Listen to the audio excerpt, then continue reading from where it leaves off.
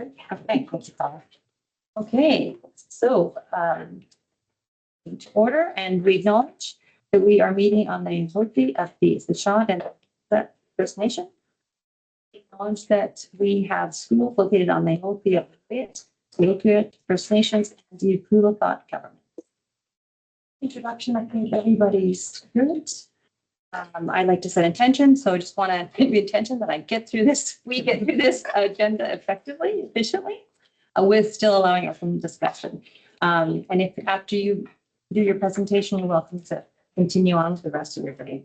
I also want to welcome Pam as our vice chair for the policy committee. Pam, please do. All right, approval of the agenda. That the Board of Education approved the December 2nd, 2025 policy committee agenda as presented. So moved, right? Second door. And all in favor? Great. Thank you. Okay, so I also wanted to say we've got a slightly different format. As you all can see, there's a cover letter and information. So what my intention is to just ask if there's from the presenters, if there's any other information that they wanted to add to this. Otherwise, we'll go into directly into questions.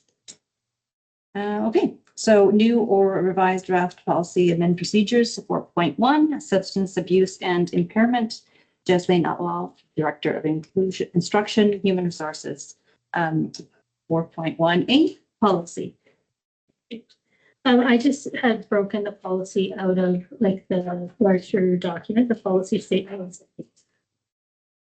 We tried to make sure that it reflected and aligned with all the new legislation, the Cannabis Act, Cannabis Control Licensing Act, and Work Safety regulations, and try to update the language to be most inclusive. Thank you. Any questions?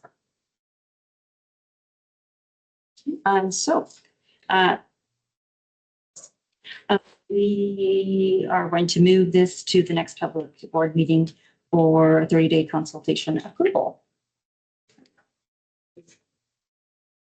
And then we'll go to the 4.1, the administrative procedure as well.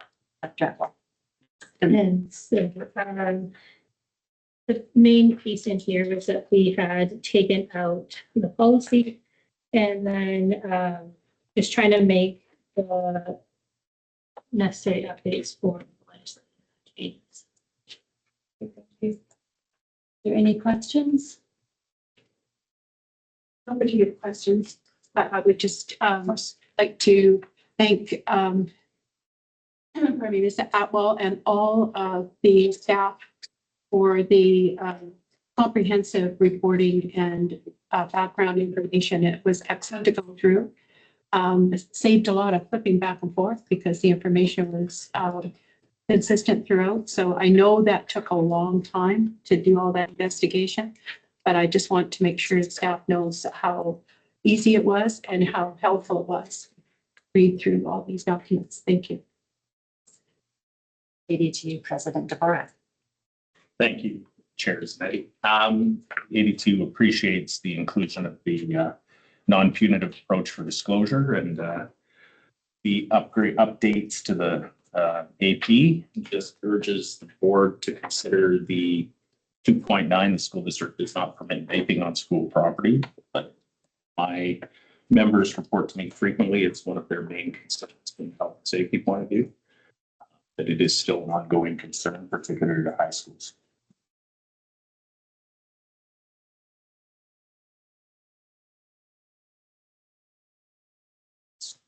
The corporate one's purpose. The second paragraph talks about this. Middle of it. Second sentence. This AP applies to all employee contractors engaged. Blah blah blah. Sorry, shouldn't do that. It goes on to contractors engaged and so on. I was just curious. I know this is for staff and employees. Do we need to include volunteers in that at all, or is that not? Is that cover magic right? AP.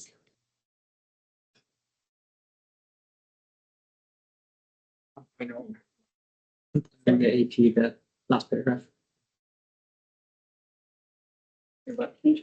I'm on page 7, in the middle, kind of lower. Oh, that's right. Yeah, I'll have to look and see if volunteers are covered under a different AP. Generally, like, I don't, Okay, no, what do you, I'm just curious. It's probably covered, but I thought I'd just bring it up. Thank you.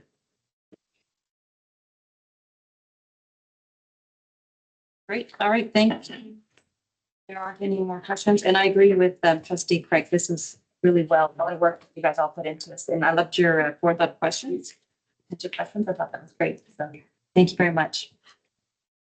Okay, now we're gonna stay with you, and we're gonna go to 4.2 respectful workplace, 4.2A policy.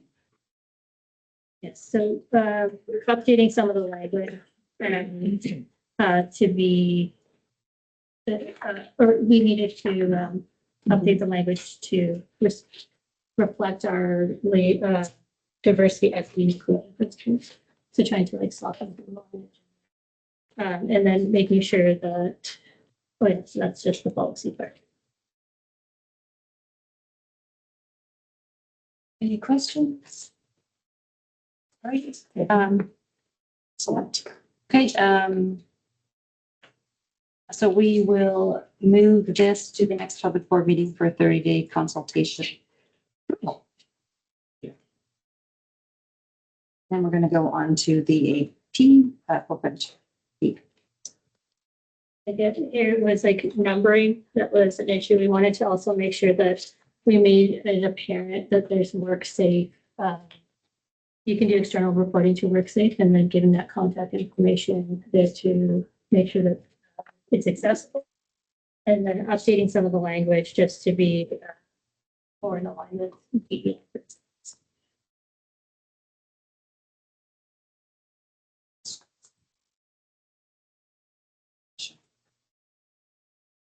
Page 90. So here, page 15. I'm looking at 2.7.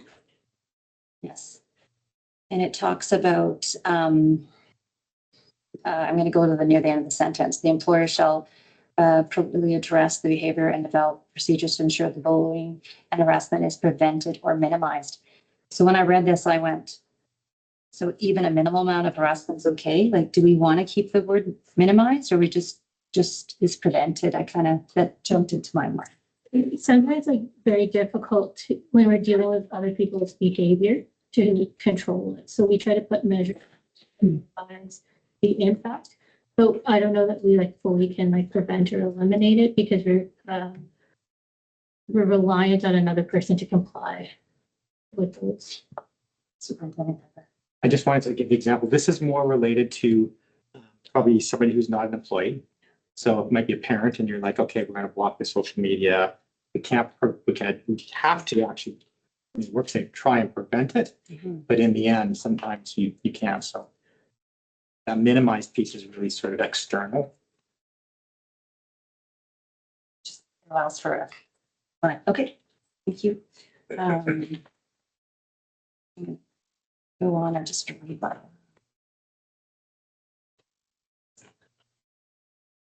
Uh, 2.11.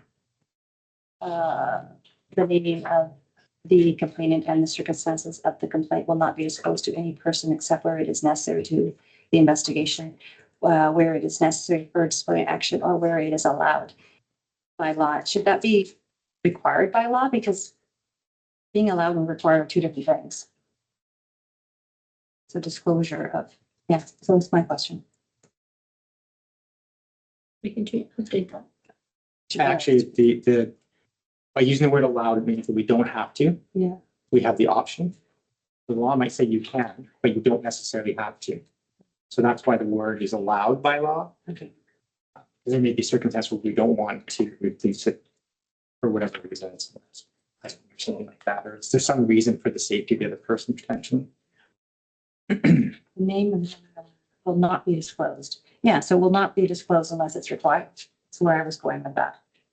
You would occasionally want to allow it, like even if they allow it's about private information and stuff. That's where I was going with this. So if it's allowed, you might do it. If it's required, we have to. Like, But there are times where we have to put the allegations to the respondent, and then we're like, sometimes we are allowed, like, to withhold those things if they're maybe a minor. Like, every situation is so different. It's sometimes we have to disclose those things, but sometimes we're able to provide some. Okay. I just.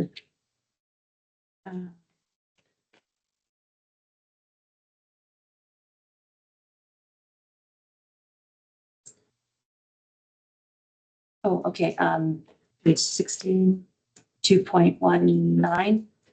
I think there's supposed to be a page break at the end of the first sentence, and the along with actions to the, because that's how the original page AP looked, and I just got a little confused when I read it. Yes. Okay. Okay, and now I'm going to ask about same page 2.24 complaints. Should the superintendent of schools or delegate or the chair of the board of education conclude during the investigation that the complaint was not made in good faith, any appropriate disciplinary action will be taken against the complaint. So when I read this, so if there, it talks about an investigation. So I just wanted to clarify, should there be an investigation, it's the Board of Education that makes the decision, not the chair. I'm always wanting to make sure that the board is the representative, not the chair. Or am I not reading that correctly? Well, I think there's different situations, Okay. right? Like, so if the complaint was about the superintendent, then it's the board chair is the one that's consulted.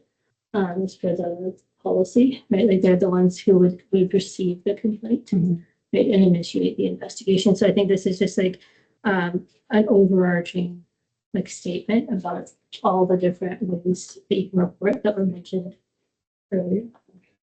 Thank you. And then the last one was the 2.25 complaints with legitimate concerns. Do we need like the I guess it's really more of a reference as I'm asking, but the Whistleblowers Act, the public interest disclosure policy, does that need to be one of the references in this as well because of the whole privacy and ability to report illegal action or wrongdoing and stuff? Like, employer law is a little bit different. Okay. That, like, you don't have the same type of whistleblower protections as an employment law, because that you have when you're dealing with your employees, you have to be able to put the allegations to the employees. You can't always protect the identities depending on the nature of the concern that's brought forward. Thank you.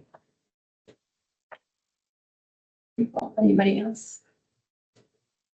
For the record, the 82 provided detailed feedback to Mrs. Atwell and look forward to seeing the incorporation. Okay, thank you. Great. Thank you very much.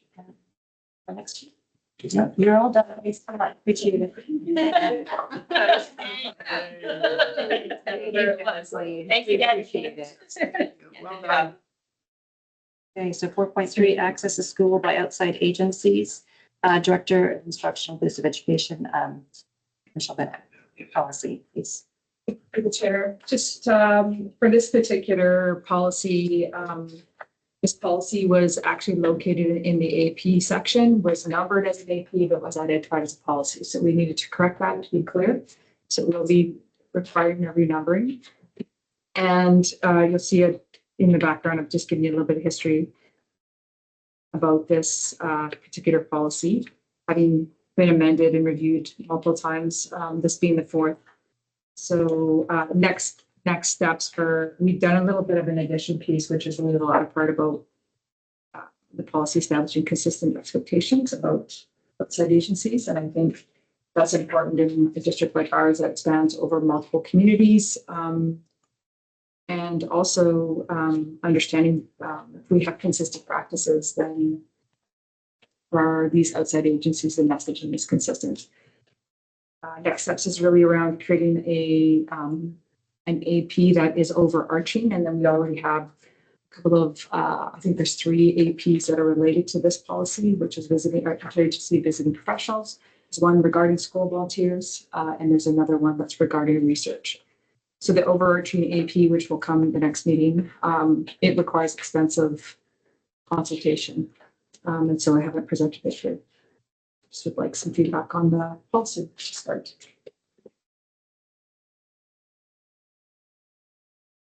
Any questions? I just have one comment. I believe resources and references might be needed at the bottom of this one. I think we want to add volunteers and I think we want to add Some professionals and good. interest. Like full work. I think there's 3 APs we want to add. Health and safety, but also the Three. management too. Great, thank you. Okay, thank you. Oh, oh my gosh, four. Thank you. Sorry, that's okay. Just a question about, what is an example of like the board will not permit the school system to be used as a vehicle for the distribution of information by commercial agencies or entrepreneurs? That mean, like, So we get asked frequently and we filter those at the board office level. Yeah. To be used as a vehicle to promote businesses. And actually can't be in that business to promote certain private practice, private sector work and not support others. And believe it or not, we're asked probably weekly oh, from okay. different sectors and types. So we each need to. We are not that, like, particular in my department. I get lots of private practitioners saying, can you spread my business card around? Can I come in and talk to your professionals about the work that I do? So we just need to be really clear. Great, thank you very much. Director Banks. Okay, we're going to go down to 4.4, physical restraint and or seclusion of students. As the board may be aware that this policy has been in place. And we wanted to, separate it from the AP, but together with the AP. So we've done the separation. And today I'm presenting policy only. We've reworded it to reflect current terminology and practice, and be more clear about when, in emergent situations where restraint may be required. You'll find in the accompanying AP, which will need consultation alongside because this is very much related to violence in the workplace. So that AP will come after that consultation's been done, but will also reflect our new training program, which is workplace and nonviolent risk intervention. So we just wanted to match language and policy that's aligned with the training program, and then more details will come in the AP. That's great. Thanks. So we'll move this to the next meeting for 30-day consultation approval. And I'll just go back. I forgot to say that for the last policy. So the access to schools by outside agencies will also be moving to the next public meeting for 30-day consultation.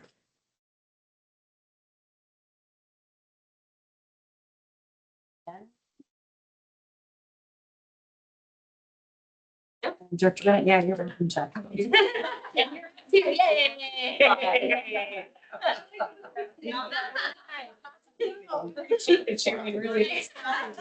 you. Send off. Okay, 4.5, safe carrying an orderly school, superintendent later. They have the background, and I clearly outlined all the changes because there's multiple and many changes. It clearly had far too many APs. Likely a school had something happen, and so we need an AP on that. Let's do an AP on that. We've been asked for a number of years to relook at the drug and alcohol policy. So I've done all that, tried to combine them together so that they make sense under one AP. Yeah, so you can see it all there. Also, there's different processes for if a student was, a suspension to the board or the discipline committee or the superintendent. Let's clear that up. Let's make sure the board just sees the most serious elements, which you'll see. Otherwise, it should be staff dealing with discipline issues with kids. Great. Oh, I just wish I could go back to that beautiful door. It's must open it on the roof. Girls and balls down there, right? Okay. Kids on there. No, it's coming. I appreciate the work. I know, that was a summer project. Was. I did a few.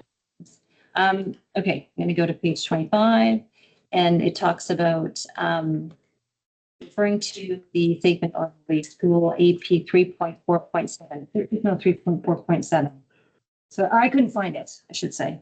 So I wasn't sure what you're actually referring to, because it's actually quoted in some other AP. What page are you on? I'm on page 25.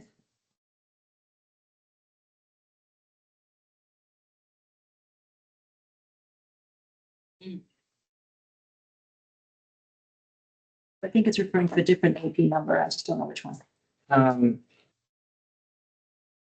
Fighting, for example.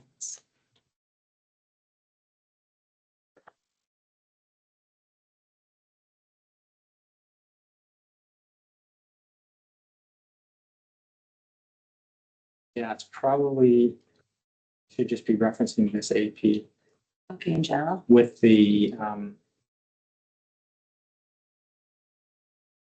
like Ryan said, this was last. It should be referring to this AP, Safety in the School, but the appendix, which is the district code of conduct, expectations for students.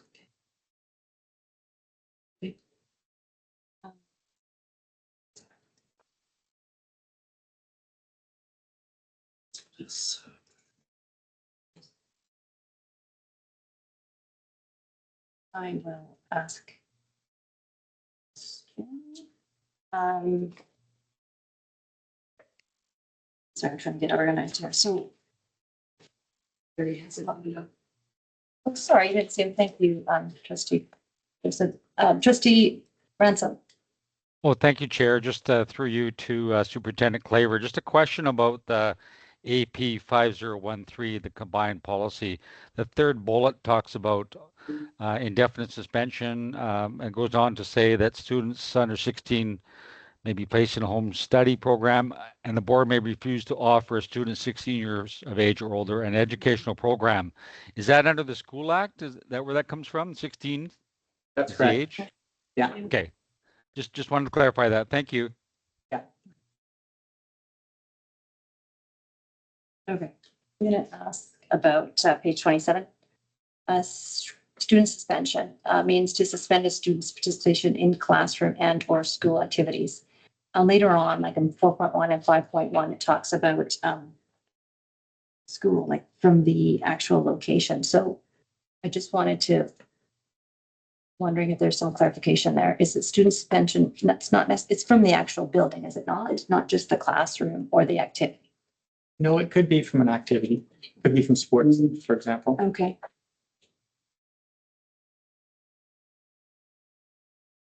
Had students suspended from field trips for misbehavior the week before.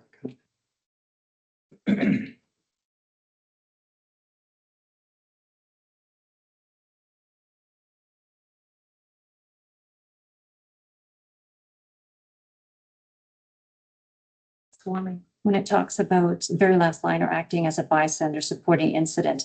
So if you're not supporting, if you're just standing there, is standing there supporting? Just by being present. So, because supporting would be like, in my mind, right? Well, it says as like acting as a bystander supporting the incident. Yeah. Right, so I could be standing there Right. and not be like. If you I come could be upon an horrified. incident, they're swarming, you're like, oh my God, I there, that's not. But if you're there like, hey, go James, like, That's what I'm. that's Okay. supporting the incident as a bystander, not as actually throwing fists or kicking it. We're standing there in like shock that it's happening. Right. 82 President's Park. Along the same lines, yeah, or filming. Recording and or sharing. Yeah. Is it there? Yeah. Definitely that one was, I made sure that was.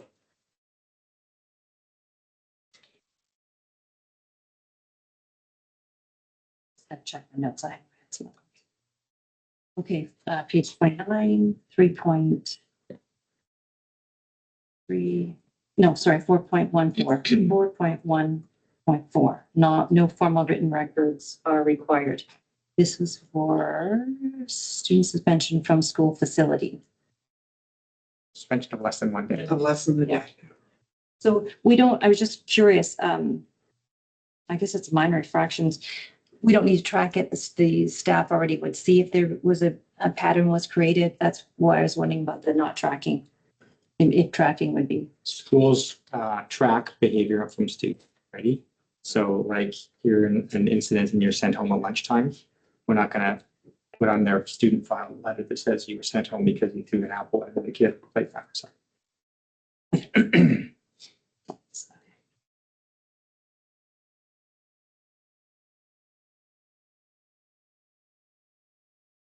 sorry, I didn't see you. Pardon. Just maybe a question through. To Claver, just the 2 and 4.3.7 repeated incidents of violent or threatening behavior. Like, is the intention there for like serious violent behavior? It's obviously it comes in ranges. It like creates an automatic referral, which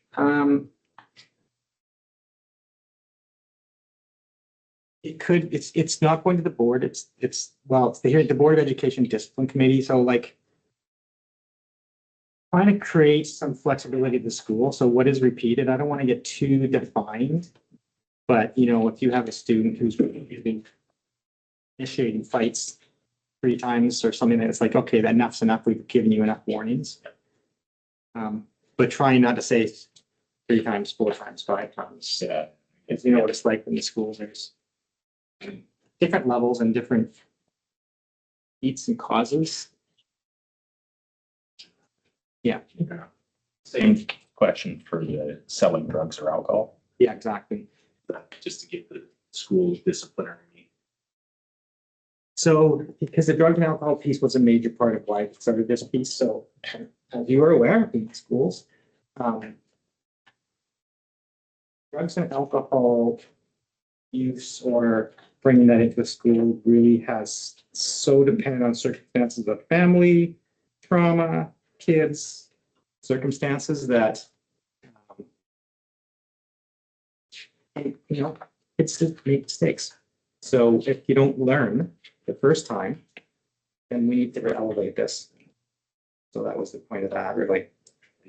Just so I'm clear, I do like how it separates the consumption versus the selling. Right.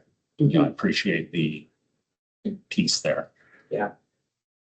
And that's Lynn's sort of piece, which is because the last one policy, the AP sort of lump.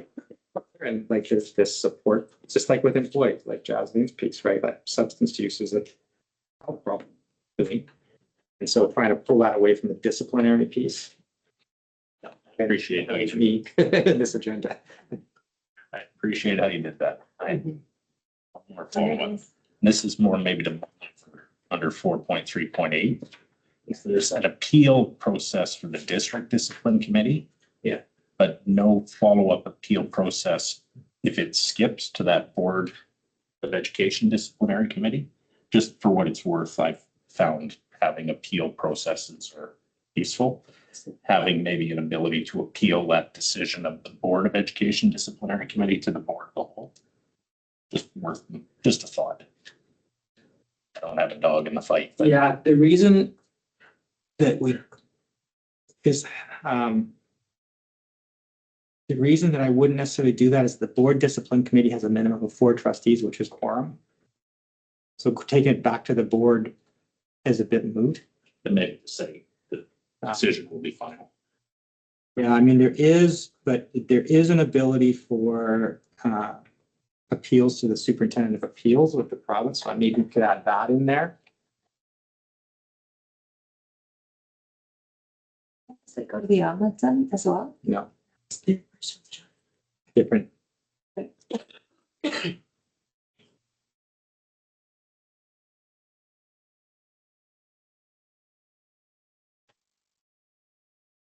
Ask one more question while you're writing there. What's it, Mr. Taylor? The cybersecurity AP has been deleted. I just wanted to confirm within that cybersecurity one, I know that the technology use, accessible use has language to address it, but in the cybersecurity one, there's direct knowledge about teaching expectations and is that covered still in the other ones adequately? I mean, we're teaching it more now than when they wrote this in the nineties, I think it was. Yeah, it's covered in the other APP policy, yeah. All right. Thank you for all that. Summer work. Yeah. Yeah. It's worked out really well. Yeah. Okay, thank you. So now we're going to 4.6, student substance abuse and possession, management of mental health. To my first policy committee. Yeah.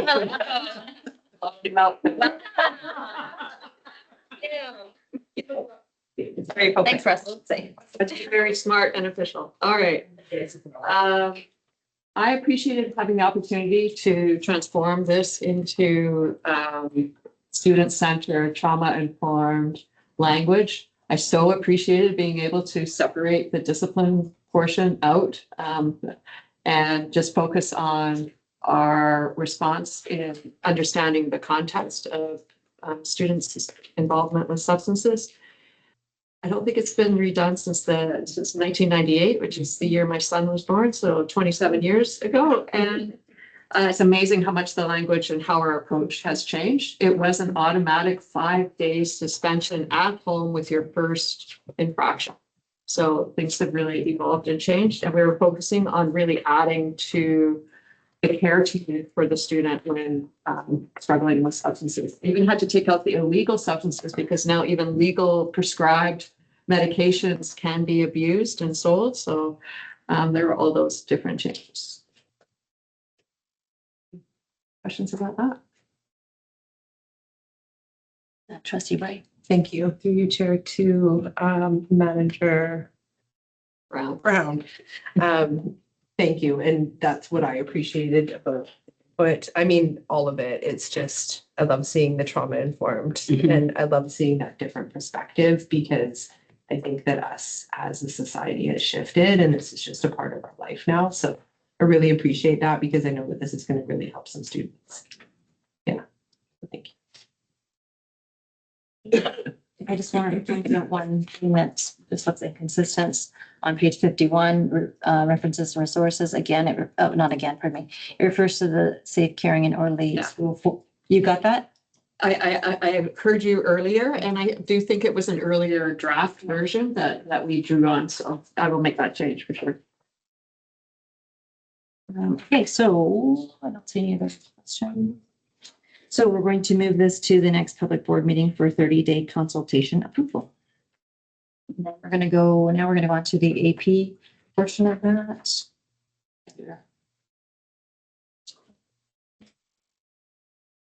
And point out that 3.4 again is noted in there.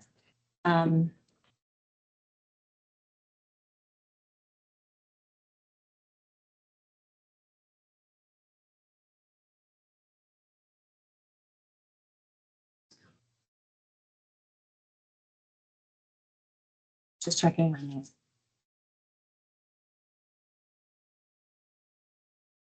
Any questions? Yeah. Yeah. You're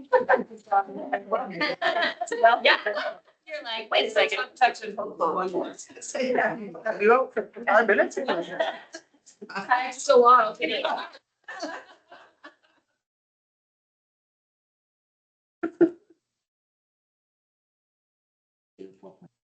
Seven, yeah. Child protection, we're gonna stay with you, though. You're not done. So No, yeah. So the main change was that the entire legislation was cited in it, so I took all of that out. I just made it a reference and included the local contextual reporting numbers for USMA and for MCFD. I specifically was concerned about the MCFD language around director. The director in MCFD is the head of MCFD, and we use director to refer to an excluded employee. So it actually became very confusing about who was going to do what. And added the piece around our September kind of approach of reviewing this policy for all staff.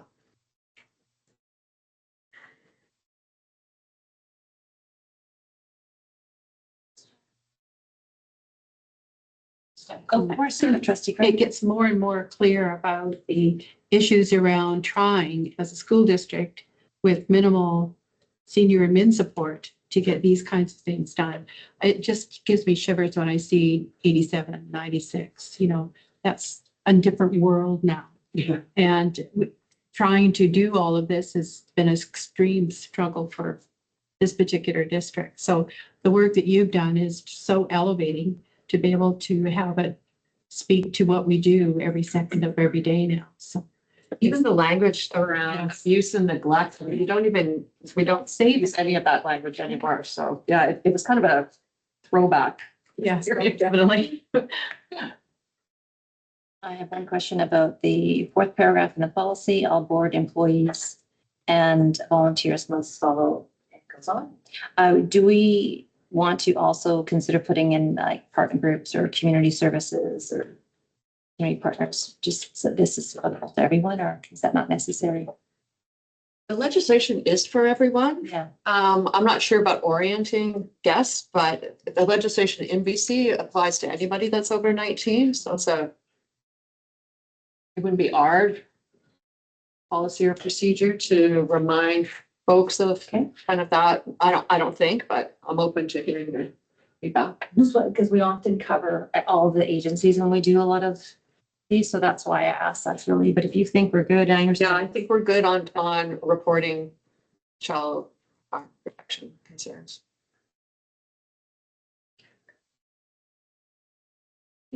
So we will move this to the next public board meeting for 30-day consultation approval. And then we're gonna go to the AP, please. Or is there any questions? Because Banana run. yes, we've got the, Got the AP. hey, just one more.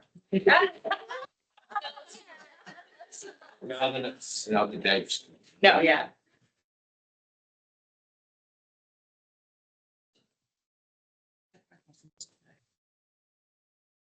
Oh, it's just on the, under the references and resources, did you want to include the legislation that is used to, under section 14 of the child blah, blah, blah, because a lot of times the references and stuff will list all of the legislation and blah, blah, okay. Great. Now I think, because I don't see anybody else, you're good to, oh, pardon me. Are we on the AP now? Yes, I we just are. wanted to make sure. A couple of pieces under the process of reporting. Having been on the other end of this, it can be quite, I appreciate the transferability piece. I think that's cannot be delegated or transferred because, initial interest is to pass it on to the principal, make it their problem. Problem is you've got a employee who's maybe in the first block in the morning. Let's take the high schools. It's easier. First block in the morning, kid comes in, suspected abuse. A thought might be a mechanism under there that allows for call your administrator for support to get some time to make that. Because otherwise you're going from class to class to class with, you might have your lunchtime, which in my experience generally takes the half an hour it takes to make the report. It's not a fast process. And it's going to be very difficult to require an immediate contact to CFCSA in that structure without perhaps some little caveat like call somebody to help cover your class or something like that.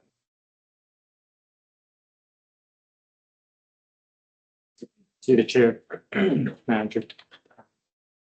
Might just add something in there to rack comments like administrators will support the reporting of something like that. Yeah, exactly. It doesn't have to be too. Onerous. Yeah. The other piece would be under the process of reporting. Yeah. Taking, I believe somewhere it says documentation. It would be great if every teacher had a documentation sheet that's standard across the district. Who did you call? Who did you talk to? Summary of this, and It's like a template. then you can do that. Mhm. Here you go. So otherwise a little scratch note in a grade book is probably not what you're looking for. Right. Thank you. Well thought out. Thank you. President. You can call me Ryan. Thank you. Great. Okay, perfect. Now, if you'd like to leave us. Take your banana and go. Thank you, everyone. Thank you.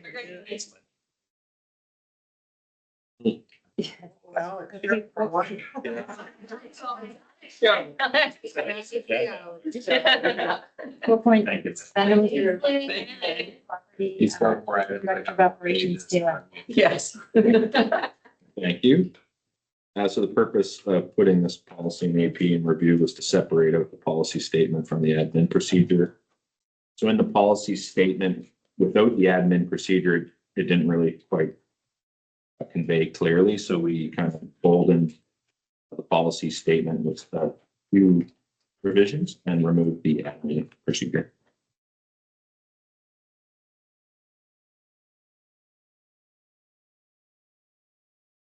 Make, note that the, title, it's a policy, not an AP, so to just draw the A there, please.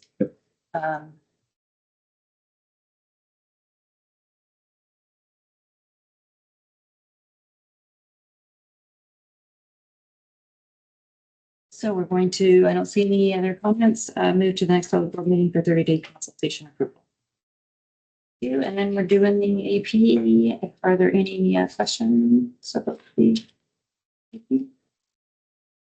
Just to clarify, Oh, of course, sorry. the one addition to the AP was about the intrusion systems that may not have been in place when this policy and AP were created. And then to add some references to the kind of the different portions here. Specifically, we removed the suspension or dismissal from the school as it's not really relevant to this AP, and then just reference that with the safe and caring schools.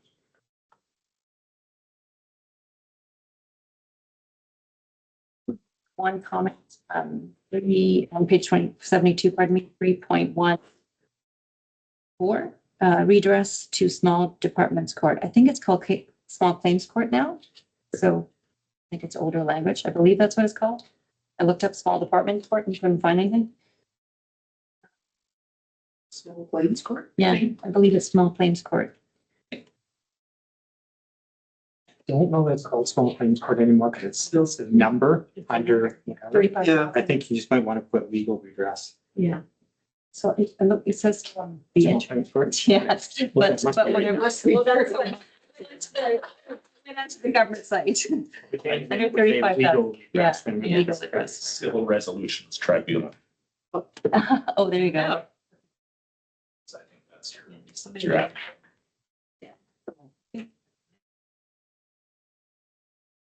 I've never been so long. Yeah. Judy. So now we're gonna move on to 4.9, school bus foundation for extracurricular activities. Staying with you, Mr. Taylor. Thank you. Same thing. This was put into review to separate the policy statement from the admin procedure. And so for the policy, kept it the same and just removed the admin procedure.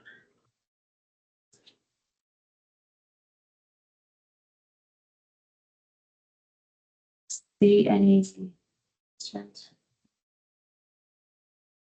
Okay. So we're going to move this to the next public board meeting for 30-day consultation this week. Go on to the AP. Do you want to make any comments about that? or- Yes. So obviously removing the policy statement from the AP.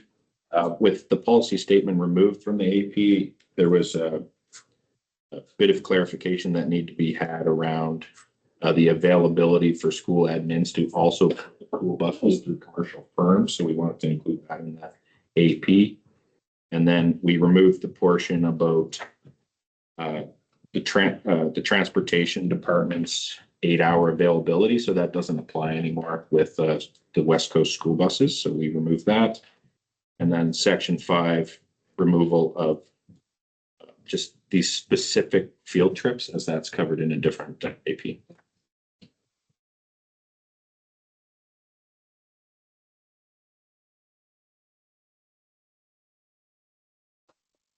page 77, pardon me, 1.3, where attendance is not mandatory in order to conform to school rules. What does that mean?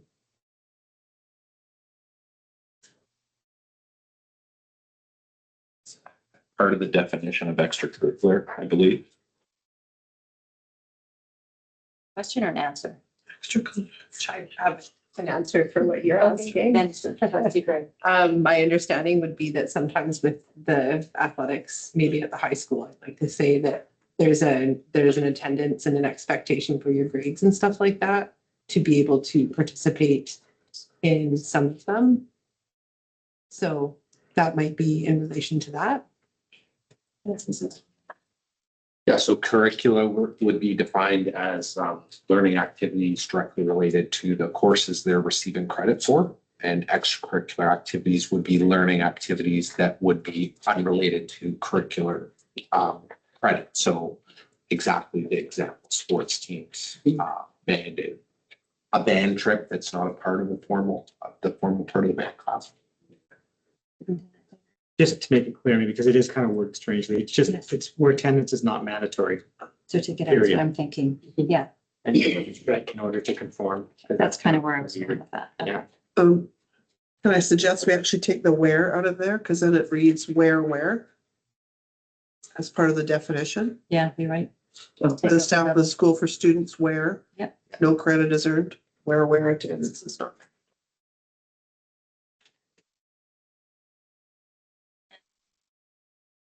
Sorry, pardon me, ADT President Javon. Everyone has titles, everyone has titles. Just because I'm gonna play I got hit by the head too many times. This is specifically for non-school related trips, like the volleyball team is going to Nanaimo or there's a drama club going to Victoria. Is that my understanding? We're not talking about during school. Yeah, okay, thank you.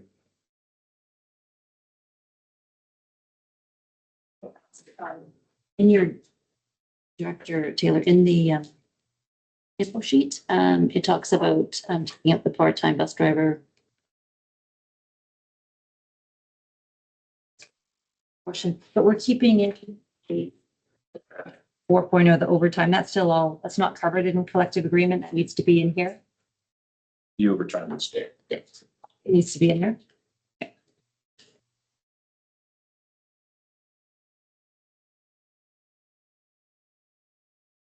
Thank you very much. Staying with you. Yep, student accident injury procedure policy. Yeah, thank you. Again, this one had the policy statement within the admin procedure, so it required separation.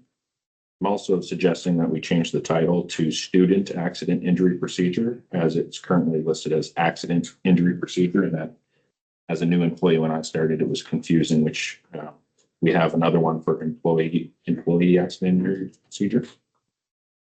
So other than the title, suggestion and some inclusive language around children and to students or parent or guardian, those are the changes I've made to the policy. Superintendent Claiborne. Pretty fast. Just the last sentence of your policy that instead of regulations, you should say admin procedures or administrative procedures. The language, because this policy is 35 years.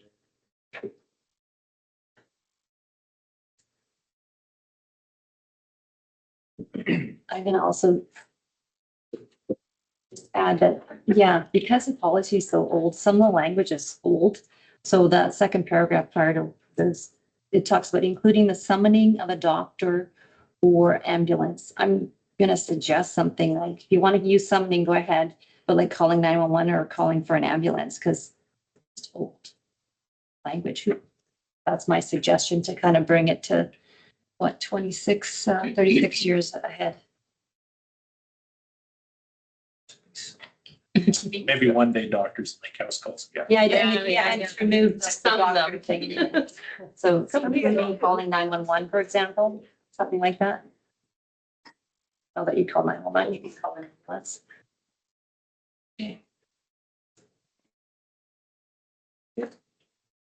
Okay, so we are going to move this to the public next board meeting for 30-day consultation approval.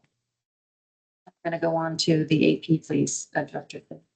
Yes, thank you. So obviously removing the policy statement and updating some of the non-emergent contact information, which has changed significantly, including 811 in there as another resource. And then updating with some more inclusive language.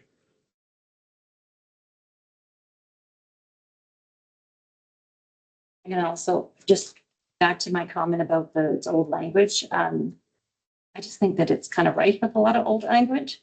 I don't believe that Banfield has an outpost hospital.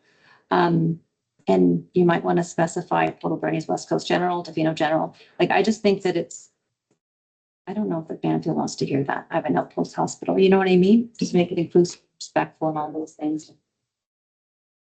And then you may also want to update 1.1 where it talks about the following telephone numbers, you have to contact information or something. I mean, that's just here nor there, but I thought it was old language. Sorry, could I ask, what was the very last thing you said? The 1.1, where it says telephone numbers, you may want to change to contact information. May want to.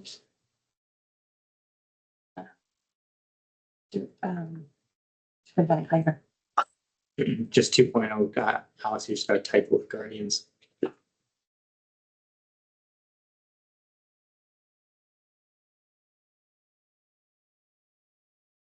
And then I wanted to also just the language 2.1, accepting superficial scratches. I don't know, beyond or not including superficial scratches, and then the sentence continues. Just a suggestion. And then that also happens in 3.1, changing accepting to something more current, perhaps. And then I wanted to ask about 4.0, reporting accidents to an employer. Is this, it's about employer or, sorry, what am I reading my notes? Yes, this is about the children. Yeah, it's about the staff that kind of look like the access must report through. Or no, is that still relevant? Is this more for students? This is for students, yes. And so student accidents are reported to the administrators in the school. The district. The district. Okay, so it's still. Makes sense to have district instead of employer. Sorry, and just to clarify, that's the title. 4.0 reporting accidents to the district. Yeah.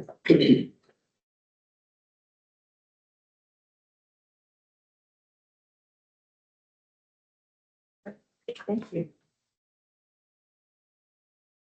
Now we're going to move on to 4.0. Yep.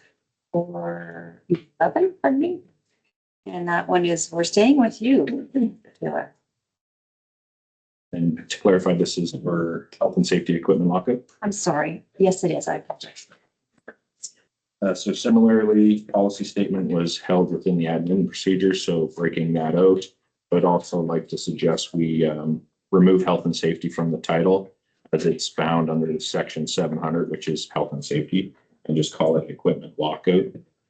Under the policy statement, changed where what used to be Workers' Compensation Board to Occupational Health and Safety Regulations, and then struck out the last sentence. To my knowledge, this committee doesn't exist anymore.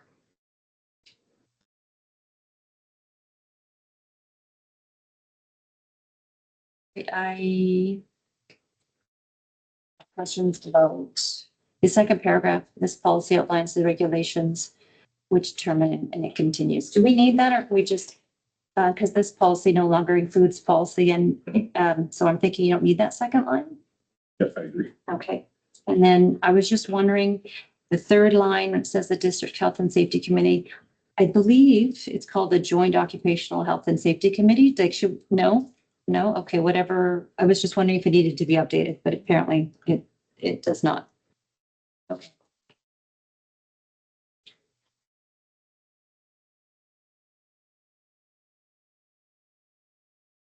So we're going to move this to the next public board meeting for a 30-day consultation of people. We're going to go to the AP, please, Director Chair. So with removal of the policy statement and then also remove any kind of reference to how discipline would be carried out. I think this is not appropriate in this specific admin procedure. And then also adding a reference section to WorkSafe BC's de-energizing and lockout.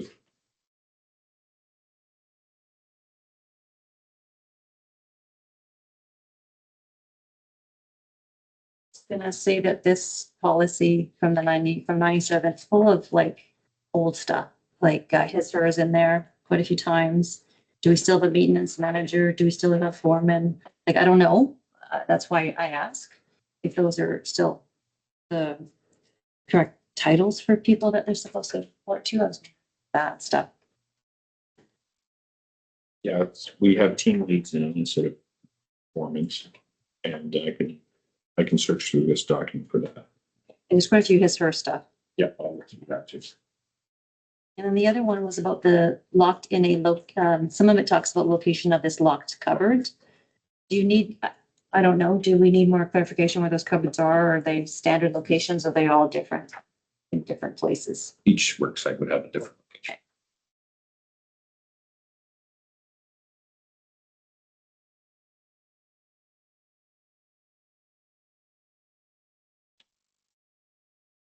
And I just think there's a numbering issue through the document. Just so you're aware of that. But you get the very, very last line on page 92. The investigation of blackout violations. And then the 4.2 is 4.1, that sort of thing. 82, President Mubarak. Quick question for you, Madam Chair, Alex. Just the removal of another employee's lock except under section 2.4 and 2.5. It is like to the industry, it's a bloody serious thing to do that. Most people do know that, but I'm gonna look at this through the lens of a teacher who perhaps hasn't had that opportunity and needs to know, don't touch that ever. If you were considering having it in perhaps in a different form, Right. then you should not ever do this without consulting with a person or supervisor. Yeah, respectfully, I didn't want to get too prescriptive of how the discipline would work, because I think there's a different process for that. That's what I mean. I do agree. There could be some strongly worded, Very, very strongly worded. No touchy walking. No, no, no. Don't touch the ground. Technical.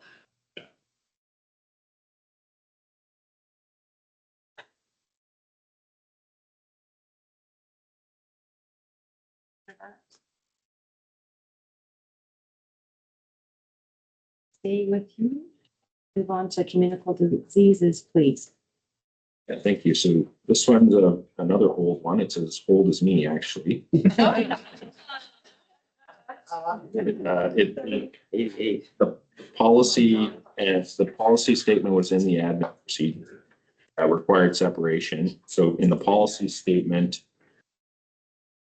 some updated wording about compliance with other governing bodies in disease control, and then removal of the last statement, the last sentence there, which is to be covered in the admin procedure. I'm gonna just request that the first line where it says people be changed to students. Please. And then I'm wondering if in the second paragraph, which is the board will adhere to these responsibilities through the AP basically. Do we want to, a lot of times, again, keeping in mind all the policies that we've done in the past, they often state the regulating bodies and so on. So I was just wondering if maybe adhere to best practices from WorkSafe, like your synopsis in your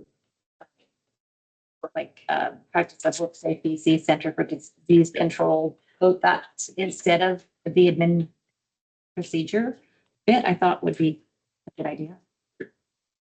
So like, just out the legislation, is that what you're saying? Yeah, like, yeah. Yes. No, Okay. fine, so I could speak. No, thank you. Okay, are we good with that? Any other questions? Okay. Happy to see the deletion of the AIDS infected component. Okay, so we're great. We're gonna move this to the next one, board meeting for a 30-day consultation approval. And we're gonna go to the AP, please, Mr. Taylor. Yeah, thank you. So this AP is basically a rewrite. The previous administration procedure was mainly focused on AIDS. And so the new one is kind of pulling general information and best practices from WorkSafe, Center for Disease Control, and the Provincial Health Officer. Now, I did get this in front of Michelle Bennett for review.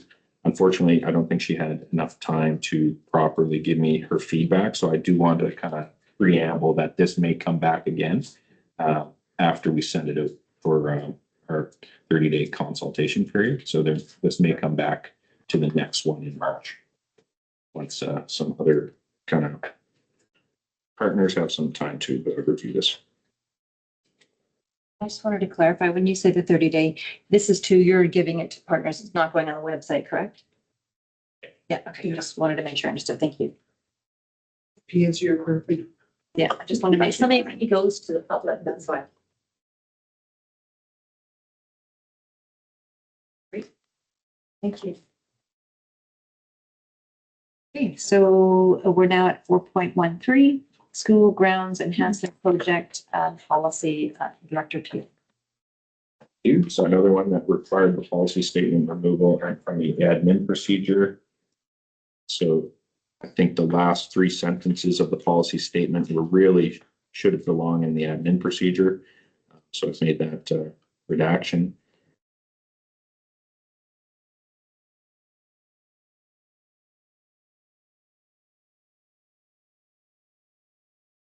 So I'll just ask a question about accessibility. It doesn't, I know that the AP talks about accessibility, but the policy doesn't, and that's one of our strat plan goals. So I'm wondering about adding that in, for example, the second line, which is quite long. And just somewhere physical activity and accessibility, general well-being or something like that. Okay. Trustee Washington. Just would the word functionality not speak to that? I personally know that it's kind of a buzzword right now and quite not a buzzword, but I think it's important. That's my thought.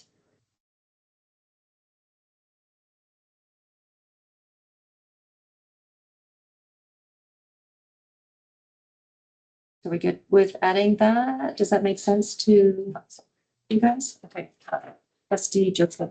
I'm not sure where you are because I know 2.0 under site plan layouts specifications. It does say security, accessibility, safety considerations. Right. So in the policy, though, it doesn't actually say accessibility. So I thought it would be a good place to add it. Just so it's not. Oh, in the policy it hadn't, I see, sorry. Good with that. Okay, so we're going, unless there's anything else, we're going to move this to the next public board meeting for 30-day consultation. And then we're going to go on to the AP. Dr. Taylor. Yeah, thank you. So those last 3 sentences there added to the start of the admin procedure. I have not made any more edits to this admin procedure. I've had a few examples in my short time here of this in process, and it seems to work quite well.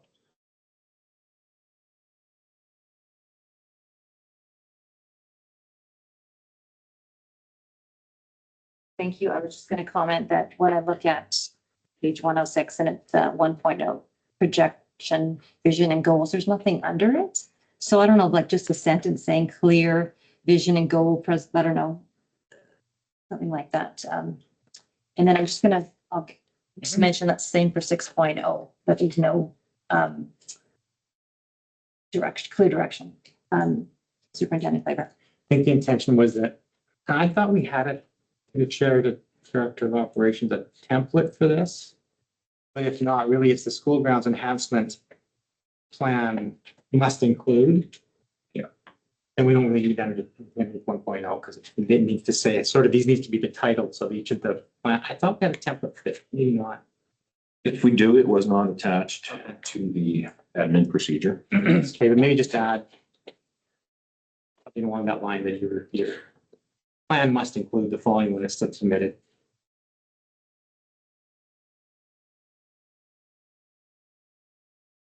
Director Washington, oh, pardon me, you're not a director today.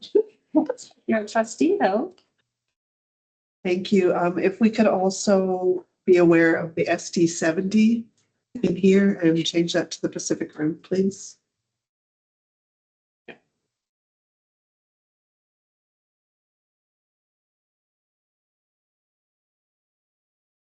I also wanted to ask about 3.0 planting structural details.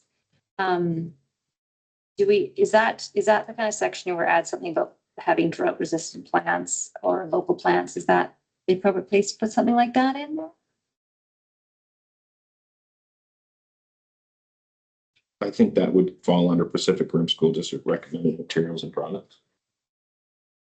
Or possibly the maintenance plan. 5.0. Because that's where they can talk about who will need to water, for example. I just want to make it clear that because of the global warming. The money too. Some of those details actually are what's the consult piece happens. So they present this to myself and director, and then we actually, these are the kind of questions we ask.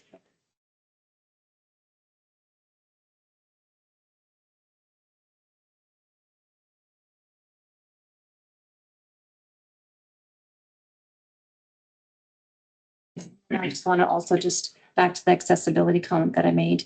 The first paragraph, the sentence that's remaining, and other education efforts, somewhere putting increasing accessibility to keep it in line with the policy, I thought would be an idea. That's just a suggestion.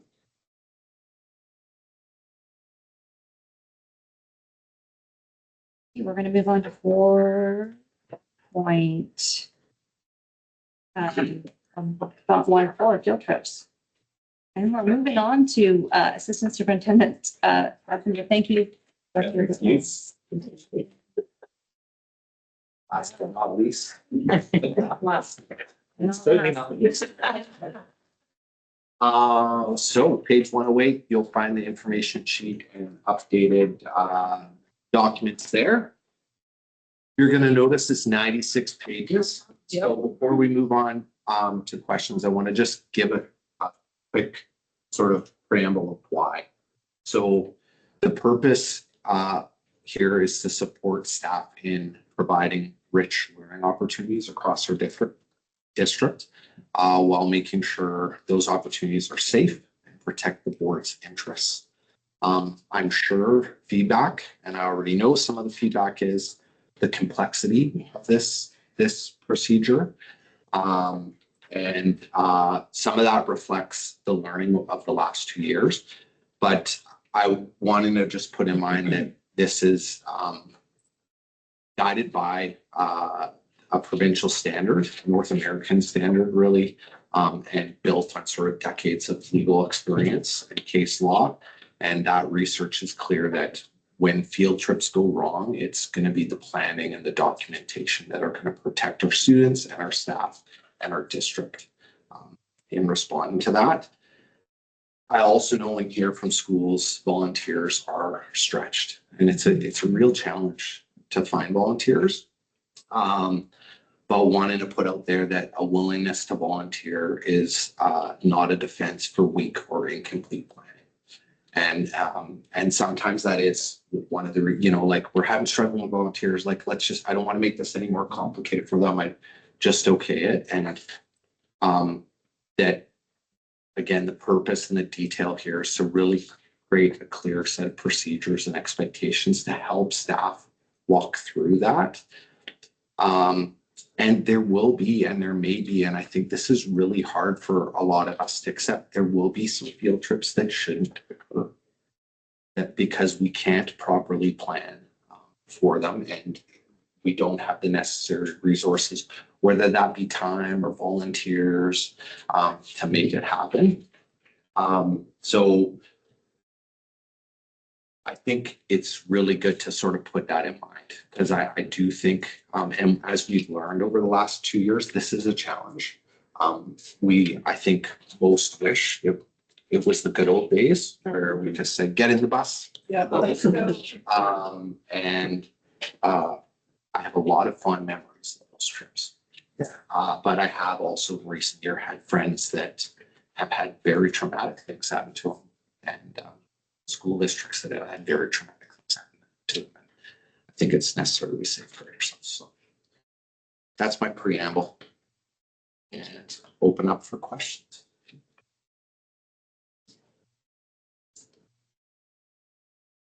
First AP with a table of contents. Huge. We're going to Present it policy, in, so we're doing the the format of a little book or something to be, yes, you may end up having to do. So on the policy page, we'll do that one first. I was wondering about adding accessibility where possible to this. I know it talks about it later in AP under 10, but again, trying to align with the strat plan and yeah, I was wondering about adding that under the last bullet, for example. The first bullet does note that accessibility. It says the activity is affordable, accessible, and offers clear benefits to students. Okay. Wondering, take that down, see if.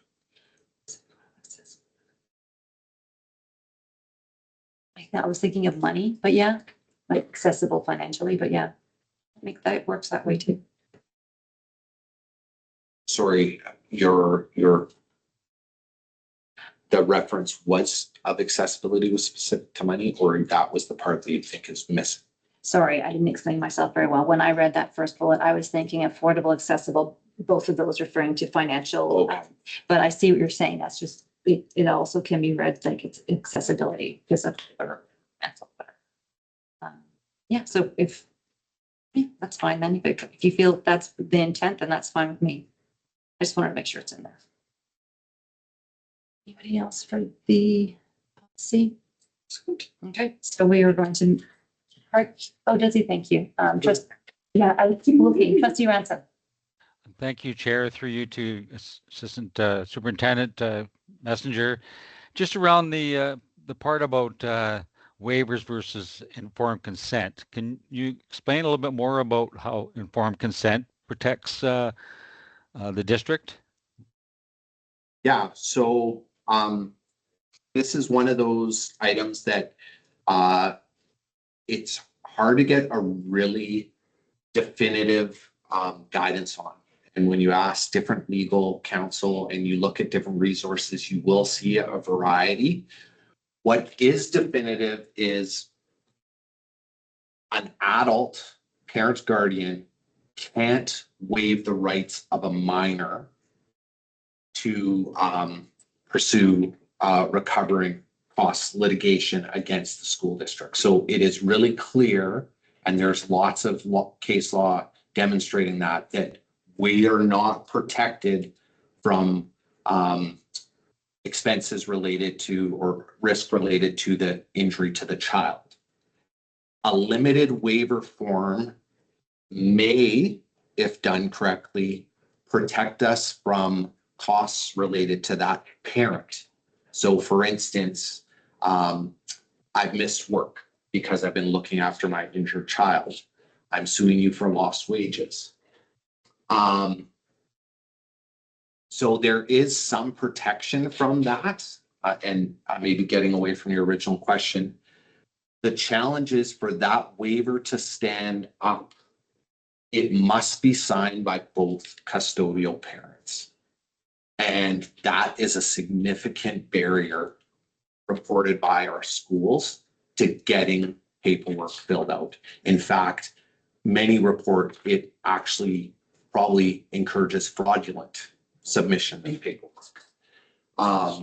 Because it's just not going to happen for many families. And that then might even open us up to risk there.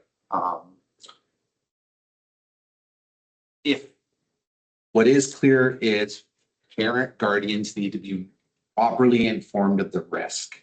And if they're properly informed of the risk and they've had an opportunity to question that risk and they've consented to that risk, we are well protected from action because they assume that risk and consented to that risk. So that's the difference of informed consent or waiver. Many adults in third-party waiver forms just say, I waive the right to pursue legal recourse, even in the event of negligence. But that won't stand up for us. Thank you very much. Trustee, okay, thank you. So I'm hearing more and more informed consent. It's starting to get a baseline of understanding. So when our staff is dealing with a parent that may not be able to get those two signatures, what advice do they give them? How do they manage that situation? So with informed, all guidance and research that I've done is informed consent doesn't require both custodial parents to give it. If a custodial parent, they are given the rights to consent for an activity for their child. Waiving the rights for legal recourse of the parents, one parent, one custodial parent, can't waive the rights of another custodial parent to sue. Thank you. That helps. Are there any other questions on the policy?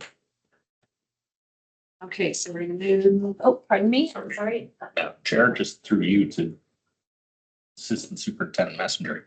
So the policy and thus the AP would apply to extracurricular events as well? And so that is a good question because one of the things is we have updated the name even from our most recent revision because we started with offsite experiences. We thought that more recent language and sort of a more catch-all phrase for all offsite experiences. What's clear is people still think field trips. And we want this to be all encompassing. So field trips, offsite experiences, and extracurricular activities. This procedure would guide all three of those activities, any experience taking them off school site. So for example, a wrestling trip to campus covered by the risk assessment, the approval process, and the educator in charge. Yes. Am I missing something? No, I'm just wrapping my head around this small book. And I think that's an intention here. Sorry. No, But similar to our safe, caring, and orderly schools, we've having multiple different APs and policies, while shorter, creates confusion because what if I'm going on a ski trip while on a wrestling trip? You know, what if I'm going for a hike while on a band trip? Like those are two different APs where we're saying, here's one AP that guides you in all those. A reserved right for more detailed feedback on the novel. But it's a lot of work, James. I get the struggle, especially given recent events in Bella Coola. So. Yeah. Trustee Ransom. Yes, thank you, Chair. Just another question for Assistant Superintendent Messenger. Liability insurance costs, is that through schools protection or do we have a different process for liability costs for the district? Insurance costs. For our district, our liability is all through school protection. But individual student injury and injury insurance is not covered through school protection. Does that answer your question? Well, just as a follow-up then, if I may, Chair, does that mean that there has to be a separate insurance purchased by the school or by the planners, or how does that work?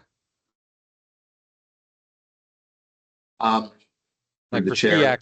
for accidents, et cetera, for a child, for healthcare, broken leg, et cetera, how are they covered? Yeah, so our school protection does not cover personal injury. So though we are covered, and jump in here, Superintendent, if you have further, but personal injury is not covered. Our employees or volunteers are covered for liability. And that is one area where you look at various districts. Some districts require all out of province and out of Canada trips to have a third-party insurance, additional third-party insurance. I'm not sure whether it's necessary for out of province. I am sure it's consistent that it's necessary out of country. So it's a varying practice across the district side as well. Thank you. It's in one of these lines of the forms, yeah, out of one. But at one time, students and parents were offered an additional insurance if their child was playing rough sport or whatever. Is that not offered anymore, or do you have to do that privately? Yeah, we used to advertise it. It is of course, anybody is available to access insurance. We don't advertise a insurance provider like we used to send pamphlets. School protection does have some resources. I don't know if Superintendent Claver has something to add, but. No, you're exactly right. We used to have pamphlets every year that would come to the schools, additional insurance. I was just asking Manager Mason if we don't receive pamphlets for sure. I'm not even sure. I don't recall even getting the information from those insurance companies, but the short answer is we don't cover any student injuries. If the parents want us to pay for anything, they have to sue us. Yeah. Which has happened. It has happened. Yeah. Dental work at the rink, for example. Okay, thank you. I don't see any other discussion regarding the policy, so we're going to move this policy to the next public board meeting for 30-day consultation approval. And now we're going to move to the AP. Is any other questions about the AP there? I have a few. Yeah, go ahead. I would suggest that it may be more appropriate that Assistant Superintendent Messenger and I sit down and dissect some of our concerns. One of the key ones is the identification of all potential risks as well as foreseeable risks of injury. I had some broad statement to expect, and I do have a wee little bit of experience planning high-risk field trips that despite the best of precautionary principle can always have the potential to end in a risk of injury, if nothing else. And specific just for this is confirming any attending volunteers have been properly screened and undergone a criminal record check. It'll be challenging to make that the educator in charge's responsibility, perhaps more appropriately the principal. So just something to mull over. Just the procedure as the educator in charge will be working with the administrator, the principal, to get approval. So the principal would be supporting that process. But it would be really clear that all volunteers would be expected to be screened. And so I we would not discipline responsibility as educator in charge. In fact, we've over the last 2 years screened well over 100 volunteers and shared those because many are shared between schools as a process to support that. What we would want to make clear is that the educators in charge couldn't suddenly have you volunteers join without having that vetted.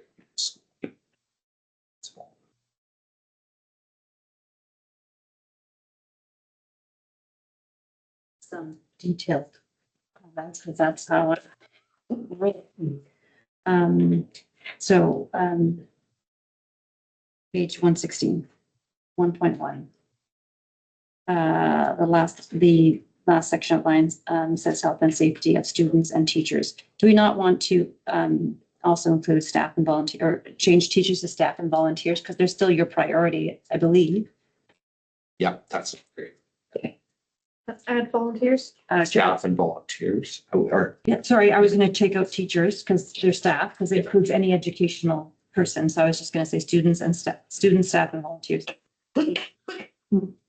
There's a couple typo things. I won't bother you with those unless you're dying to know where they all are. No. Okay.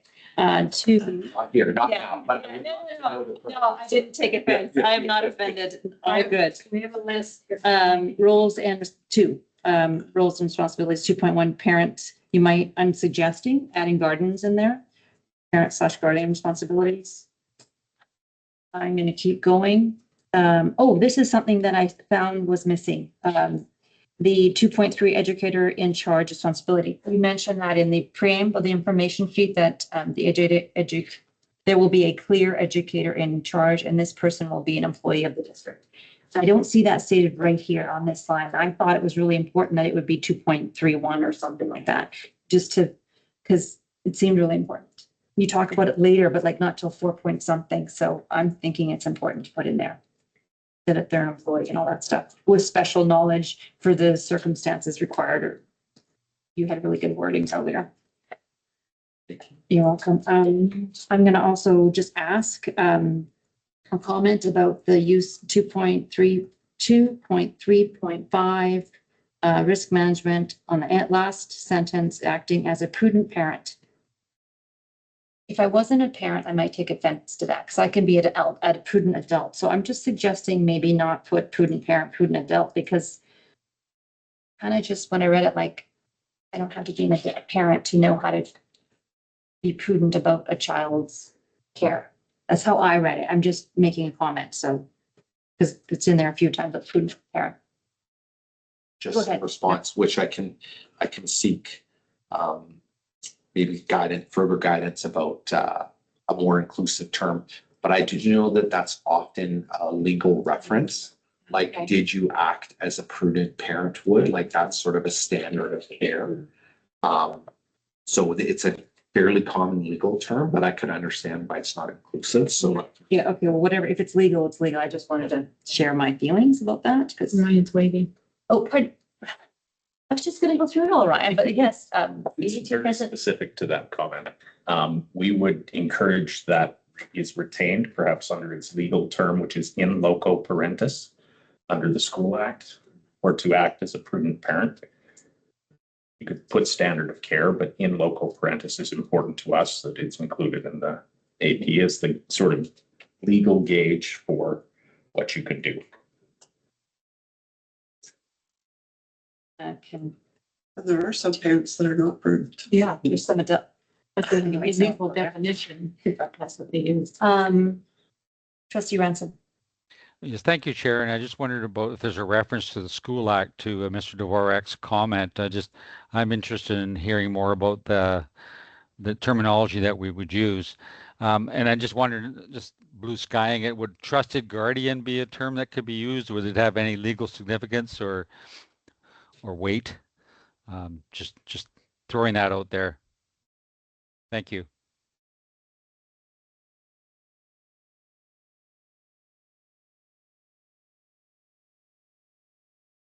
I'm gonna also continue with some of my details. page 126, 4.2.1. Volunteers are under the direction of the lead educator in charge. So I would suggest getting rid of lead. It's just the educator in charge, because that's what they're called.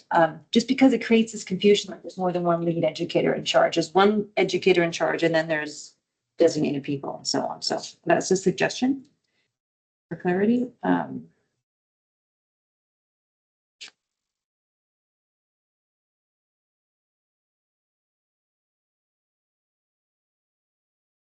Okay, now on page 130, it talks about consent, staff consent, parent consent earlier. Is there any, like, this is student consent? I mean, is there ever a situation where a student says, yeah, I'm gonna go on this field trip? Like they want to, they're all cool. And then suddenly they're in the field trip, they're like, no, I'm not doing this, or I don't want to. And they're already perhaps up there or whatever. And they're not forced, but do they have the abilities to say no? And I'm sure they have the ability to say no, but I'm curious if there's any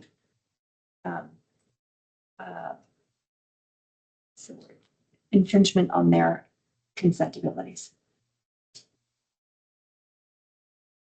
In response, I think it happens all the time that students would be confronted with learning situations that they're suddenly maybe not comfortable with, not prepared with.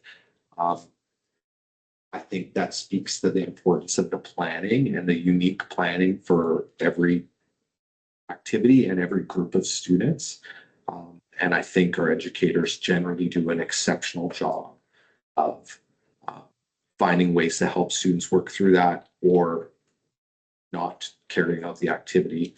Of course, if you're 10 kilometers up Mount Klitza, you might have to say, suck it up, buttercup, pick the backpack up and get down. But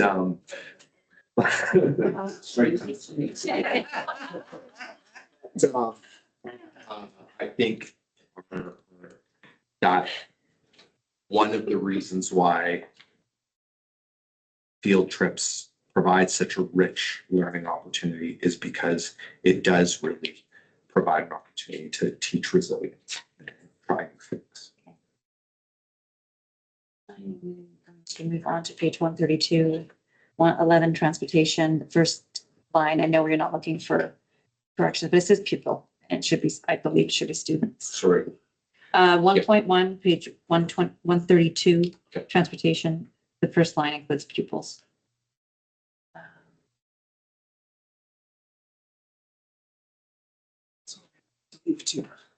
Thought I was gonna make it through. We were so close. And then the last thing I wanted to ask about, and maybe I just think that's page 140, prohibited activities. I think this is not an intrusive list, but it talks about paintball, laser tag, war games. Is that new or is that? Sorry, I didn't hear it said. Sorry, page 140. Talks about prohibited activities and it includes paintball, laser ball, the ones. Is that new or is that been there? Chair, it is new to us. That is the first time I've actually seen it so explicitly stated in AP is from Cathedral School District. I have had feedback from our schools that there are some activities that we've deemed too extreme a risk. And the feedback from the schools was it'd be nice to see that explicitly stated and noted so we don't get further into planning or get excited about an activity that's not open to us. I will note this list is not as detailed or as the Cathedral School District, which I wondered about. They had force jumping as an activity. Maybe we need to include a long list. I've never, in my experience in this district, known of students to be engaged in horse jumping with us. So I didn't think it was necessarily relevant where these were activities that. But we have engaged in mechanical bull riding. Yeah, yes. I do know on some street trucks, yeah. Yeah. Yeah. Yeah, that's some at fairs and festivals. Yeah. Thank you. Right, any other? Well, actually, sorry. Yeah, no. I thought one thing that's highlighted there, which I am struggling with, Okay.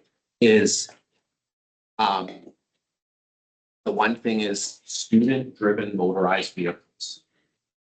That would include your go-karts. Cart.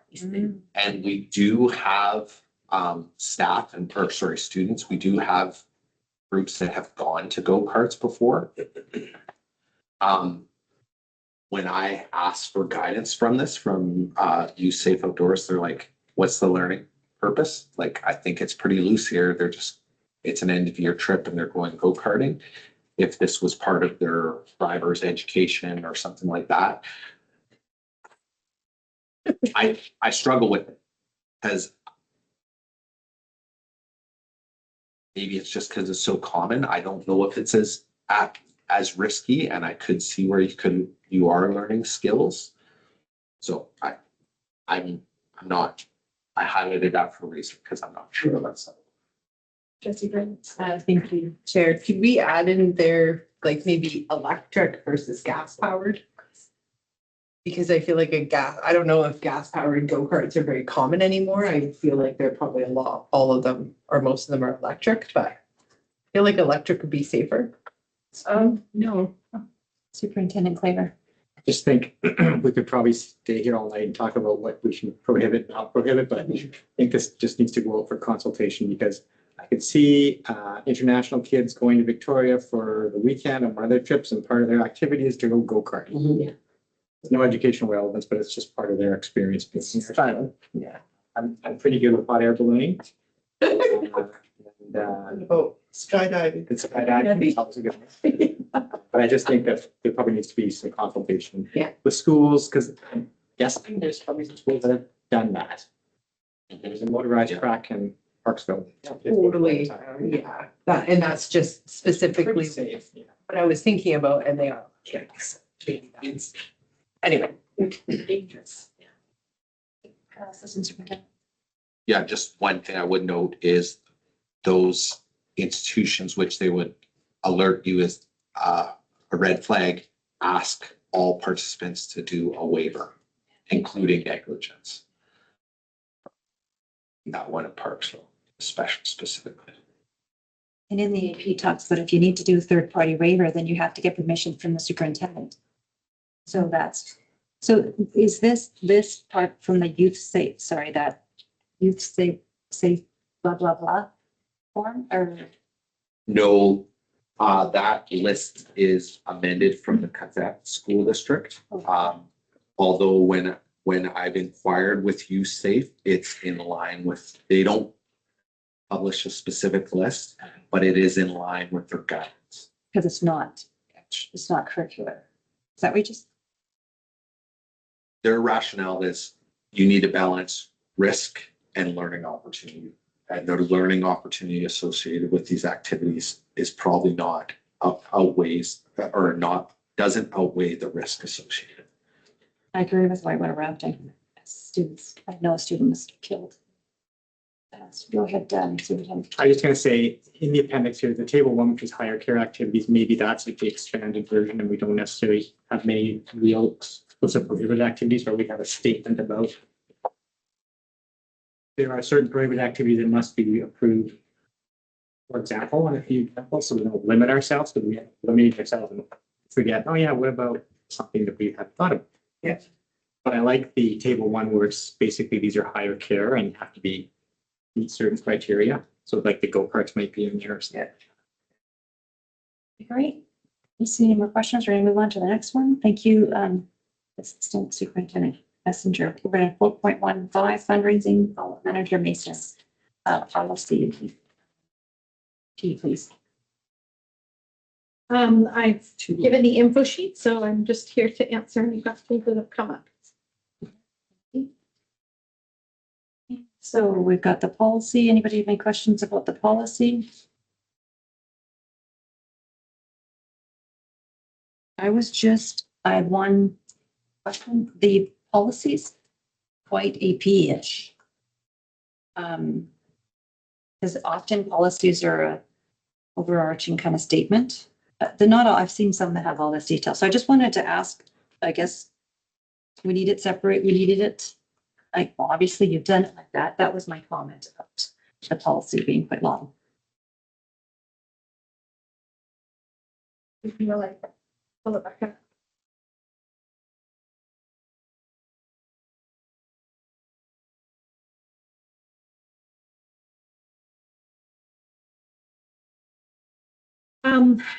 Yeah, so the purpose, through the chair, the purpose in the fundraising policy is, kind of a bit more of a policy statement, but then I did want to include what the scope is, what it covers, so that people looking at it at a quick glance, if they look at either one or the other document, they can see the different references to it. And then just kind of tying it to our principles, the strat plan and things like that as well.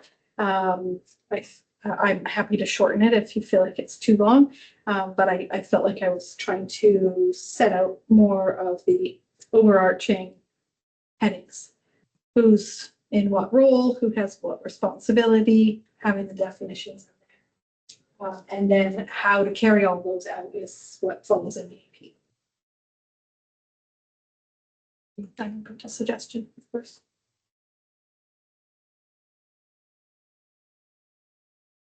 Trustee Craig? Thank you, Chair. I think Ms. Mason has kind of described it. Being in a PAC meeting, lots of times there's always all kinds of enthusiasm. Let's do this and let's get that and we'll try this and we'll try that. But if there is a guide such as there, it gives you more sort of step by step as to what we can and can't do. And oftentimes parents just don't know. They're just enthusiastically trying to find ways to raise money. Trustee Ransom? Yes, thank you, Chair. Just a general comment. I really appreciate all the work that's been done here, and I see that there was one statement that indicates that the all the fundraising be audit ready, which is one of the things that I think was mentioned to us in our previous audit. So I think it's very important for accountability and transparency. Thank you.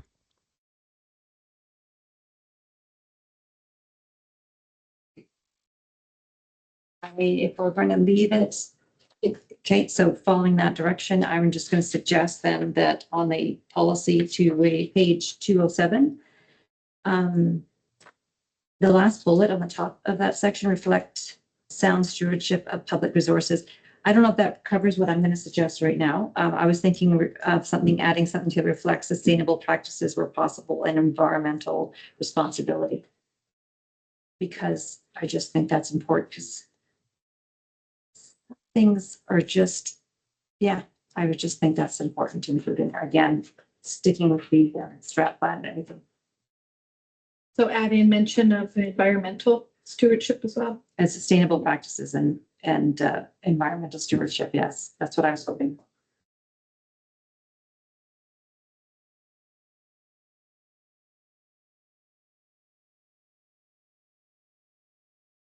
No other comments. We're going to move this to the next public board meeting for a 30-day consultation approval.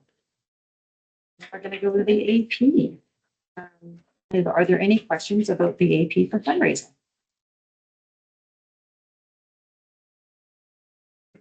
Great. Okay. It was lots of great work for Manager Mason. Thank you. Good job. Thank you. And we're gonna myself organized. 5, section 5, there are no policies to be sent to the board for approval. 6, or no, previous ones. There are 6 and there's nothing for 6. Policies. Thank you. We're forwarding all the 7.1 list for the next board meeting for adoption. And we're going to go down to number 8, new business. So 8.1, I just, in discussion at the agenda setting, brought up our policy 100. The 100s are all board procedures, not staff procedures. So there are some others that are old that probably need updated, and I'm going to get that my suggestions through to the superintendent. So I'm going to request that the policy committee send the topic of policy 100 vision, mission, purpose, expectations to the Board of Education for discussion at the December 16th public board meeting. The reason for that is that our strat plan speaks to vision, mission, and it also has our goals on the strat plan aren't necessarily aligned with the goals in that policy 100, and they should be aligned if we're having policies like overarching and strat plan too. So just to have a discussion about if we need to update policy 100 or next time we do our strat plan, be more cognizant of it. I'm not sure, but yeah, that's what I'm wanting to see if that's okay with the policy committee to move that forward. Okay, so we'll move that to the next public board meeting then. The strat plan is good till 27, 28. And then we make some changes. Yeah, just to, so that we're aware of that. Okay, 9, there's nothing in, oh, sorry, trustee Bray. Thank you, through you, Chair. I think that it's kind of fallen aside, but I really hope that we have time to update the code of conduct for the board and the complaint resolution process. It's very important to me that that gets done before the next term. And I think we only have one meeting left, March, April, May, June, maybe June, I don't know, but I would like to see that happen. Sure, that's the best path forward. Okay, thank you. Yeah, you're welcome. Thank you. Okay, so I've added that, I think made note of that. Okay, thank you. And then, so that's, I put that under 9.